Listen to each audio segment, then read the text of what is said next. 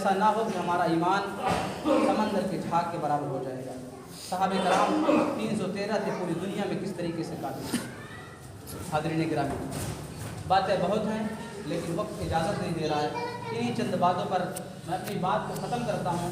اللہ رب العالمین سے دعا ہے کہ اللہ ہمیں کہنے سننے سے زیادہ جو باتیں عمل کی ہیں اس پر عمل پیرا ہونے کی توفیق عطا فرما۔ اے اللہ جو عقیدے کی تعلق سے ہیں اسے صحیح معنوں میں سمجھنے اور عقیدہ رکھنے کی توفیق عطا فرما۔